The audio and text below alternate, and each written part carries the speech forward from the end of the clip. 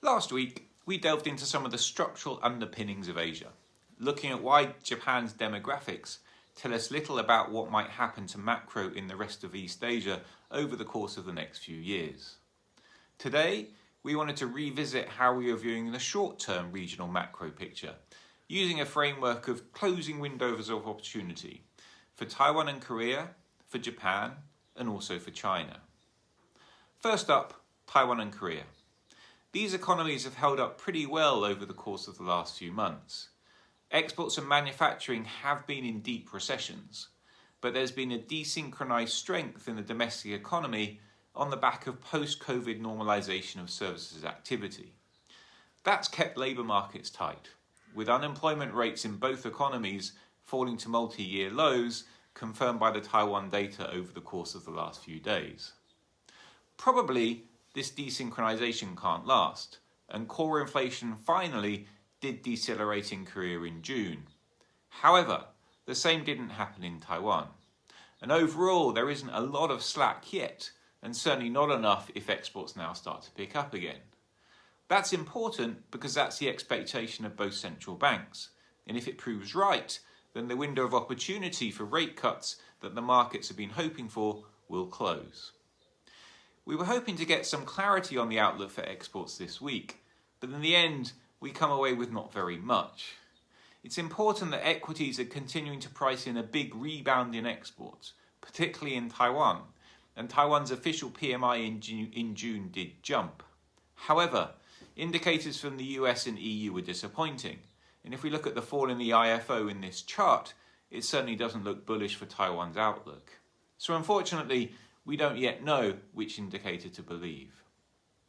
Second, in terms of Japan, unlike Taiwan and Korea, Japan hasn't tightened policy yet. And so for the BOJ, the window of opportunity is about allowing rates to go higher rather than starting to cut. There is just a hint this week, though, that this window of opportunity for the BOJ is also starting to close. Now, that might seem like an odd contention when other data showed today show that underlying wage growth accelerated in May to the highest rate since the early 1990s. And that indeed is a positive and important development. However, it is just 1 month's data, and other labour market indicators, at least in our assessment, remain underwhelming. As an example, part-time hourly wage growth in the data today is still only at 2%, which is better than full-time wage inflation, but only where it was for all of the 5 years before COVID. Similarly, if we had to rate the tightness of unemployment and employment data, we'd probably still only give them about a 7 out of 10 because essentially they're still going sideways. Now again, this should change. Employment conditions in the Tankan this week did tighten, indicating that unemployment should fall further over the course of the next few months. But that's still a development for the future, and so probably not enough to justify a BOJ move in July.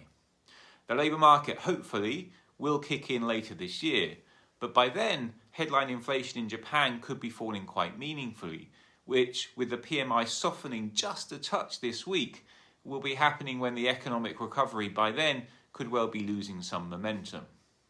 So there is a window of opportunity for the BOJ to move, but it also feels like one which is finite and isn't yet fully open, and perhaps will start to close later in the year. Finally, China. Still a bit like Planet China. There's still no talk in China of capacity constraints and tight labour markets and the need to hike, which is all about what's happening in the rest of the region.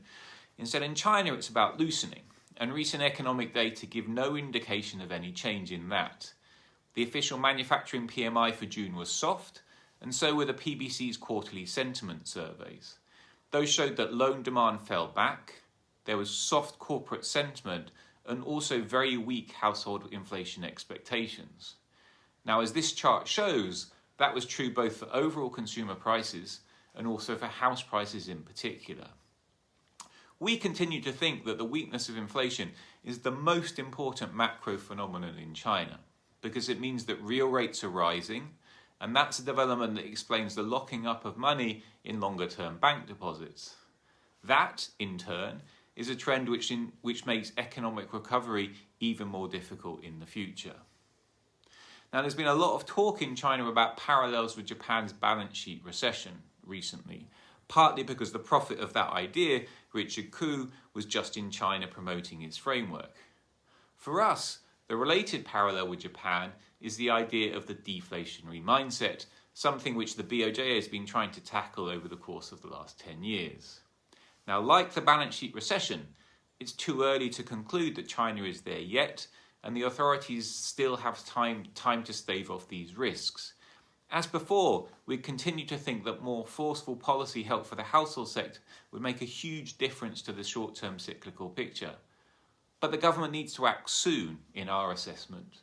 And while there seems to be a lot of debate in Beijing about China's macro problems and what needs to be done, so far at least, no consensus seems to have emerged. Until that changes, I think the outlook for the economy still remains quite bearish.